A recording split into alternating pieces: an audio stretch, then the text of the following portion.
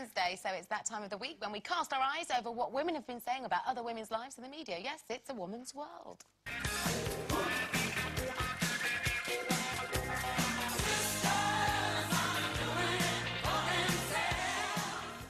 First up, fashion journalist Hadley Freeman, writing in The Guardian, has been dishing out her advice to women who want to pull off the sexy look during the cold weather.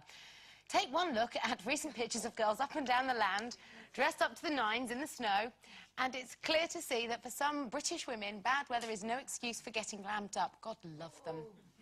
And their hypothermia. Hayley, however, disagrees, arguing that January isn't about looking sexy, it's about staying in with a good DVD box set, making some tea, and pulling on a woolly hat. Oh, I love that idea. I'm with her. Absolutely. Yeah, is she right? I think so. Was that in Newcastle by any chance? Some of those people work from Newcastle. It has to be said, Denise. Where it is totally illegal to wear a coat. I know it is. Well, you know what I'm like about the winter. I mean, everybody's so bored with it. It starts before Christmas, bar humbug about Christmas. I just hate everything about the winter. I'm not romantic about it. I want the snow to go. I hate the dark nights. I hate the dark mornings. I hate the cold. I just want to go in a box of straw now and be plucked out in April. Like a tortoise. I would like, yeah. And I don't care what I wear, woolly hat, woolly socks, pyjamas, and I'd like to just stay in for the whole winter until it all goes away. So I'm not really... I can appreciate that some women do look fabulous. I think that you're a good winter dresser. You look good. I lose all my fashion interest and everything in the yeah, but the thing is, I love sunshine, and I'm like you. I just love the sunshine. I can't bear the dark nights or anything. But you can look sexy still in winter. I mean, it's... But I don't feel... I don't have any sexy if you get into layering, Denise, we could layer you up. And then but you do look bigger. Is that a fetish or a clothes? Well, Sherry's beautifully layered today. You look lovely, Sherry. Thank you. But I think you can layer in winter, can't you? Yeah. You know, you can put your trousers and your boots, and then you can put and a jumper and a hat and a scarf and some gloves, and I think you can feel quite cuddly. Yeah. Cuddly? It depends what in Newcastle you can see the different light they're layering up there. No. But to be fair, I think it's an age thing as well. I think when you're older, your main concern is about being warm. When I was younger, teenager, you know, November, December, January, when I was going out 5 nights a week on Blackpool Prom, I would be that girl in the little halter neck and the little skirt and no tie. Yeah, and my mum, Colleen Nolan, you're going to catch your death. You know, and I'd go, shut up, Mum, I'm like 17.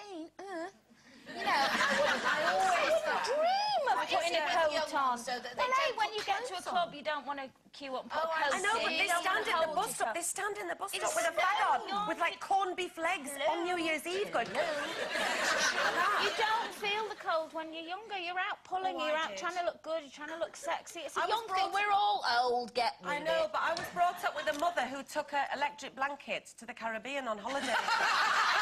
So I did used to feel the cold.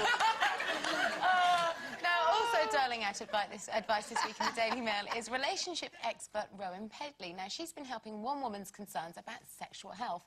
The lady in question wrote in explaining that she wanted to find out if her boyfriend had a clean bill of sexual health before she slept with him unprotected. She was asking Rowan if she thought she should have him go in for a full sex health screen or whether this would put an instant end to their relationship.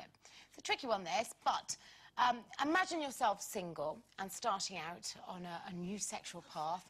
Would you insist that a new partner had the full check? I'd like to think I would, and I'd like to think that I'm grown up enough that it wouldn't be an embarrassment, and especially nowadays when things are talked about very openly, I would hope that before it came to having a sexual relationship with him, we'd have sat down and talked about our past and what we got up to and blah, blah, blah, and that we could both discuss it, but you'd have to also take into account that he would go, yes, I have, where's your certificate to say you have? And then I'd have to run off and have one. Yeah, would you do that? Yeah, I think. Would you be embarrassed at going to the doctor and saying, I'd like to be tested for every I think STD? It's very difficult, yeah. I mean, if you can go to your if you can go to your doctor, if you have to go to one of these clinics, that's all we need, isn't it, in the papers. Colleen Nolan spotted going into an STI clinic. I used to work in one. How'd you get out of that? Yeah. Because I've brought my son to them to have a check-up when he's been a bad boy, you know. Really? Well, not when he's been a bad boy, actually. He has said, look, I think I should go and have a check-up, you know, when he's become sexually active and all that. And I thought it was great. I thought, how grown up of him, you know, all his mates and that did. But he used to say to me, do you want to come in? And I'd go, no. I'll wait in the car with my bag of crisps and a Coke, No. But could you... I mean, the thing is, it seems silly, doesn't it, to think that you would be embarrassed about asking a man to go and have these checks if you're entertaining the idea of becoming that intimate with him. Surely it's more embarrassing seeing each other naked. Don't you think? Well, yeah, but you can do that in the dark. I suppose it just depends. I mean, I agree with everything that you're saying, but I don't see why this woman in point had to wait a month without having jiggy jigs with him. I mean, she could have used a condom, couldn't she? They could have had some fun for a month and then said, maybe she go and have a check-up. But she hasn't done anything with him. You don't have to be a horrible lady to have sex before a month. It's a long time, isn't it, to wait? Some people used to wait till they were married, then. Did they? Imagine, Denise. Those marriages didn't last very long. Anyway. You are certainly a woman of your time, aren't you, Denise? I'm just being a bit sort of devil's advocate because, of course, I agree in this day and age, and luckily, my son, Matthew, uses condoms and he's very, you know, he's practices safe sex and everything. But I'm just saying that obviously there are people out there, and I have been guilty of it in the past when I should have checked the sexual history, of having 1 or 2 bottles too many of Blossom Hill and possibly living to regret it. Really? But I do agree with what you're saying. But did you go and get yourself checked out afterwards then? Did you do the right and responsible thing before you put yourself out there for somebody else and make sure that you hadn't collected anything more than just some happy memories? Yes. The thing is, can I just say, though, there is a serious side to this, is that the fact is that everybody should be responsible now. Of course they should. And everybody should get checked. Nobody should have unprotected sex, ever. I mean, that is the bottom line, isn't it? I mean, you know, we should all be very aware and very scared if you don't. You know, I don't understand the thinking that somebody would have unprotected sex. That is just crazy to think that somebody would. I found out recently that the rate of STIs in post-menopausal women has almost doubled. Because once they go through the menopause, they think, well, can't get pregnant anymore, not worried, blah, blah, blah, and they're all having unprotected sex. Really? Yes. See, what is that thinking? I don't understand that. Why would you actually put yourself at risk? I don't think they're going out to have it. They're just falling victim to a moment of lust, which everyone's capable of. That is crazy. You can't say that. That's insane. Well, a lot of it is down to drink. You know, in the heat of the moment, a bit inebriated, people do tend to forget the most important thing, which is to protect themselves. Yes, and you know, we've had these conversations before and we've said, oh, you know, some people on the panel have said it's down to education at schools, and they get so... they know more nowadays than we ever did. I sound old again. But they do, and they're not embarrassed about it. They talk about, you know, condoms and all this.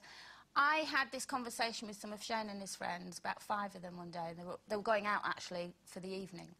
And we had this whole discussion. I was saying, right, guys, tell me what it is. Is it down to education? Are you not educated enough? And they said, no, we know everything. You can walk in now and get a whole bag of free condoms. The problem is, when you get drunk, you don't want to use them. Then you make the excuse for don't like using them. And I said, so there is no answer, really, because you're all just idiots, basically. And they didn't stay again. But... And don't forget, if you want to add